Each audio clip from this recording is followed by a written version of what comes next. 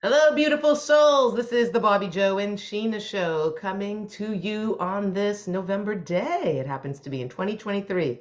How are you, my friend?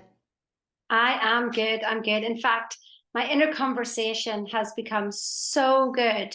It's just like I walk around going, oh my goodness, this is amazing. Oh my goodness, congratulations.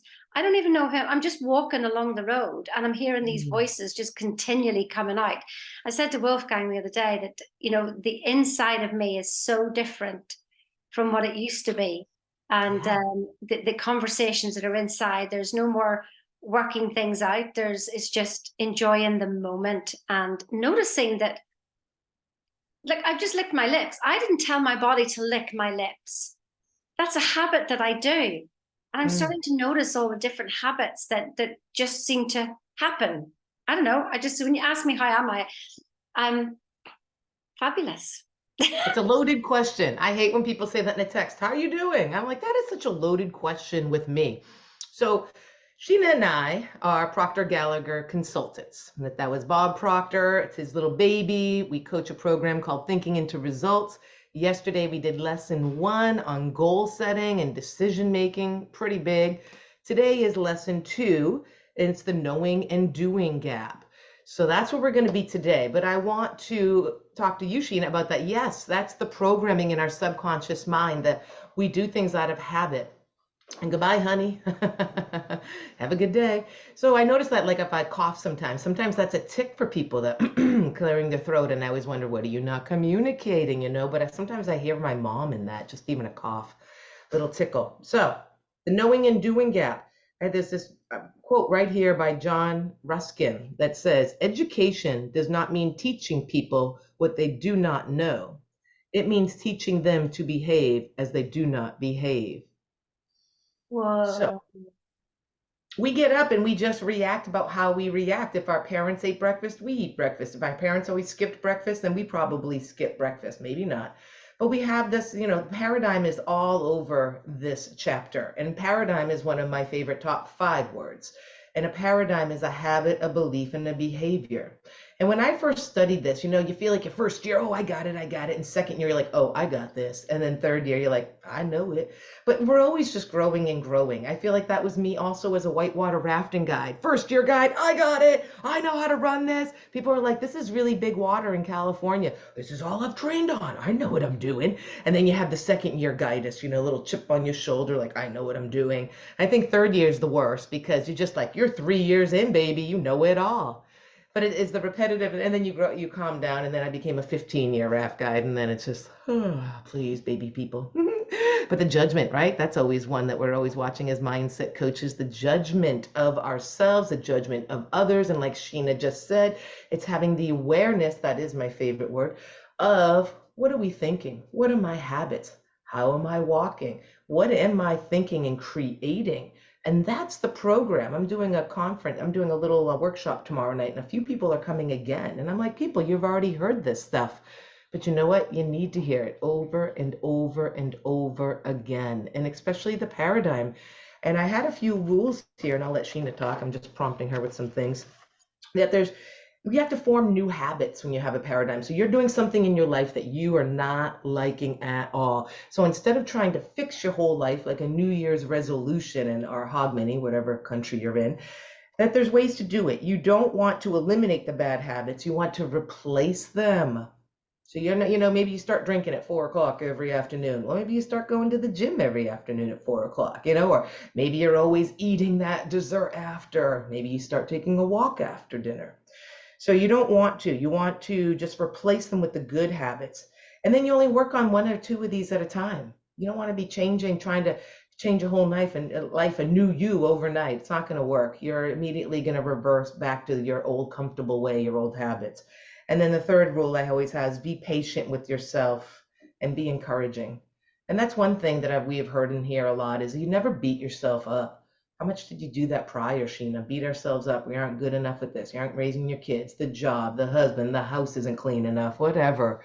All the things in our mind. And then you have to go, wait, why do I think that way? Oh, that's because that TV show, their house is immaculate. Let me tell you, people, that's TV. So I kind of was all over the place, but it's the knowing and doing gap here for lesson two, Think about goals you want. Think about what your habits are that aren't in alignment with getting you to that goal. But I think the goal ultimately, peace of mind, freedom to do what you want when you want, not trying to chase someone else's goal that was your mom or your dad's or someone else's, that because you'll never obtain it, or you do, but you're going to be miserable inside, never understand what that discord with yourself is. So I have one more thing to say after this on persistence, but I'll let you take it away, Sheena. What's your thoughts on the knowing and doing gap? Lesson A big two. one for me, and it's really only come into effect, I would say, even after 5 years of studying it, that actually it's only really come into effect this year. There's so much that we focused on knowledge, and having all the answers. And like making sure you do your affirmations in the morning and write out your goal and do all the proper things, do all the KPIs. You've ticked all the boxes. I did have somebody who had a whole sheet of all the things that he had to do, and I just looked at it and I went, "You're missing the point." And that's what I really realized. And what was at that point that was missing was the feeling. And just what you said there about behaving, behaving, be and have. And Mm, it's what we in the Bible it says, by the time the clock strikes 3 you will have by the time the clock strikes 12 you will have denied me 3 times. And so where that's coming from is that you do your affirmations in the morning. Maybe you said, I'm going to be a millionaire, but then 3 times before even lunchtime you've gone, I can't afford it, I can't afford it, I can't afford it. So that's telling me what your inner conversation is when you don't even know it, because when somebody asks you a question, if you turn around and say that, then now I know your behavior, I know who you're being, and therefore that's what you're having. And so that's like the book The Alchemist, that's what it was talking about. It was really paying attention to the tiny, tiny, tiny, tiny details while having a whole clear scene of the vision. But really, and Bob would always say that this, thinking into results is the absolute basics. And like as you said, Bobby, so Bobbi Jo, one time would be like, oh yeah, I know this. Yeah, I know that. And to be honest, we knew so much until we knew nothing. That's it's basically so what true. happened. Yeah, what happened to me. My ego thought it knew this, and this, but nothing worked. It would work short term, short term, short term, until eventually my mind just went, I haven't got a clue. Like, I've got all this knowledge, but it hasn't helped me in one single bit. It has results, no results, results, no results.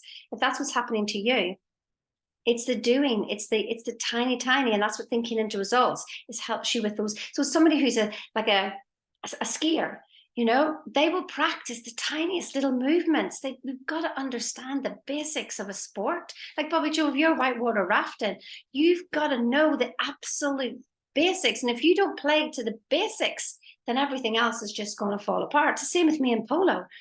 I remember the first time whenever my polo instructor was making me do the basics, because he goes, Sheena, you're all gun ho. You all want to get in there and you just want to gallop as fast as you can and hit the ball. And he says, you need to practice this. Then galloping faster and hitting the ball will just happen like that. He says, get this done. Oh my goodness, Bobbi Jo, it was hard work. And I remember thinking, this is a bit like my mindset coaching. How interesting. And then to end it all, at the end of this chapter, it's persistence is the name of the game, right? So, but I do want to go back to that person who had the checklist. And it wasn't that funny. As mindset coaches, our first or 2 years out of the gates, we were, so I'm going to sit and do gratitude. I'm going to do affirmation. I'm going to look in the mirror. I love me. I love me. I love me. We did so much, like we could do it like a checklist. And can you feel the energy? It wasn't really working. And so you just have to drop into the ease of it. Like we have done this before. It was to get clients. Now it's like our morning time to just talk to each other, because we keep running into people who go, wow, nobody talks like you guys. Oh. And then we have mysterious ghosts who show up. Those are on listening and not watching. There's a mysterious ski pole behind Sheena messing with her. Wolfgang, we're live. Go away. Mr. Wolfgang Ghost, go away. So that checklist doesn't really do anything. You've got to really feel it. You got to feel the meditation. You just can't sit and go, okay, I meditated for 5. How come I'm not seeing the results? And there goes Wolfgang having lunch. We just go real and live and law. But I want to say 2 things here. Persistence is the name of the game. And this is what I was mentioning to you yesterday, Sheena and Wolfgang, you can listen, that there's a movie out there, Jodie Foster and Annette Bening. It's called Nadi, Nadi. And that is the woman, it's on Netflix or it's on something like that, Prime. And it is the woman who swam not the English Channel, but from Cuba to Florida, 103 miles. She tried it in her 20s because of different things. All this stuff happened. And in the end, she does make it. I'm reading the end for you. But it's that persistent. And the woman was 65 years old, swimming 103 miles out in the ocean in the current. And so there's a few things that are really noticed. Persistence, one, definitely. But also it has to do with the storms and the weather and the current and then that's the grace of the universe saying you are going to do this. So sometimes there's just things that are out of our control, but do you have the persistence to try things even 4 decades later, knowing? I mean, I cried almost like she just knew it in her heart, like that was her life was supposed to be to swim that. And like her coming out of the water, nobody could touch her. I mean, and she's like, ah, like you're delirious. You're swimming for 60 hours, people. Like, lips are all like, oh, but it's like that persistence. It was so admirable. It's a great movie, Nadi. I'm done. What are you persistent about? What is your goal? And not of just after a year or 2 years. What is it in your heart that you resonate, that you want? And enjoy the journey. That's the biggest gift. Because if you die tomorrow, what has it really all been for? Be kind to yourself, be kind to others. That's what's most important in my opinion. And I'm going to end it there as well because Wolfgang's just standing here staring at me. So we're done. I think Bobbi Jo just ended it there really, really well. So goodbye, everybody. Like, share, subscribe. Make sure you pass this on. This is going to have helped you today. I know it will. What do you know but are not doing it? Do it. Be it. See you later. Bye.